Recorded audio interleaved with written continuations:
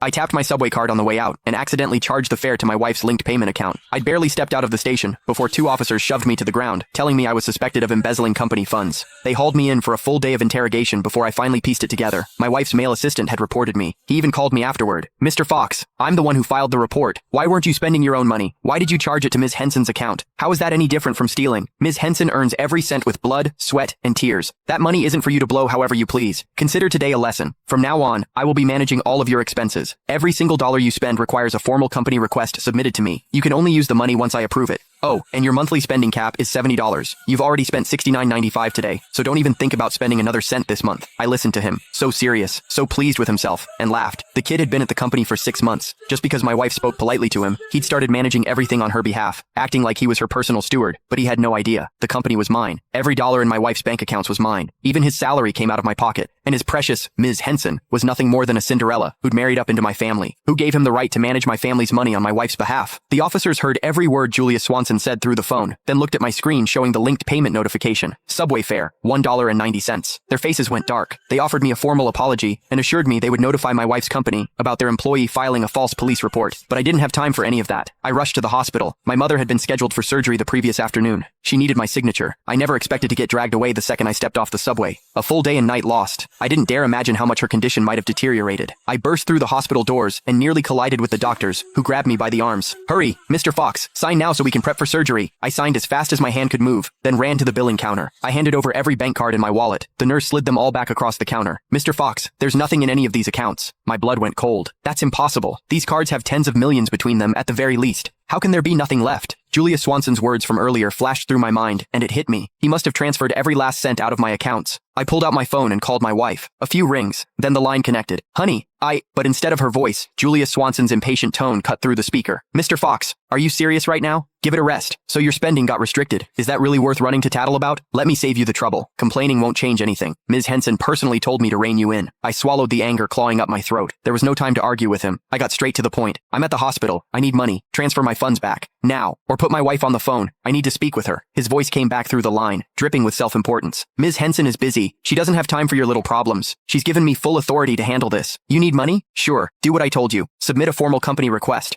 Once I approve it, the funds will be released. Oh, and just a reminder, you've got exactly $1 left in your monthly allowance. Don't bother requesting more than that."